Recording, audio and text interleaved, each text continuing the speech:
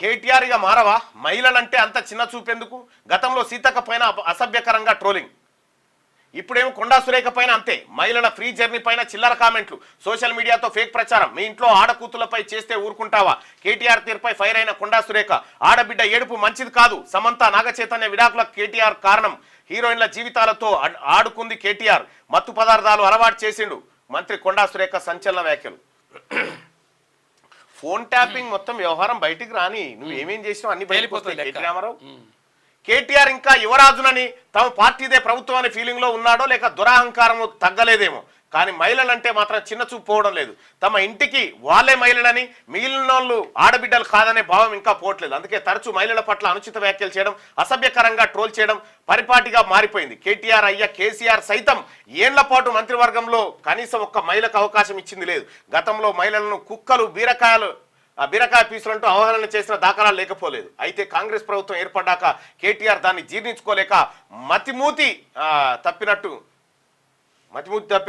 మహిళల పట్ల అసభ్యకరంగా ట్రోలింగ్ చేసిన ఉదాంతాలు లేకపోలేదు. అసెంబ్లీలో పంచాయతీరాజ్ శాఖ మంత్రి సీతక్క వీడియోలను అసభ్యకరంగా చిత్రీకరించినటువంటి మహానుభావుడు.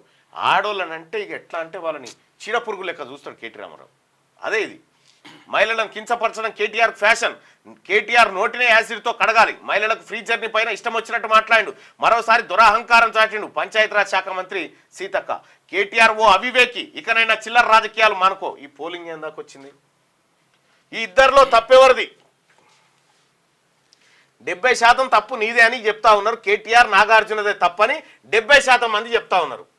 100కి 70% మంది వాళ్ళిద్దరిది తప్పని చెప్తా ఉన్నారు.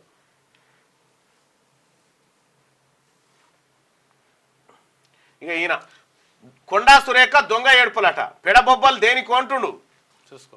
ఇంత బలుపు మాటలు అదే అంటున్నా. మాపై సోషల్ మీడియాలో దాడి జరగడం లేదా, గతంలో ఉత్సాహడం లేదా అని అనలేదా? మీరు ఆరోపణలు చేసిన వాళ్ళు మహిళలు కాదా?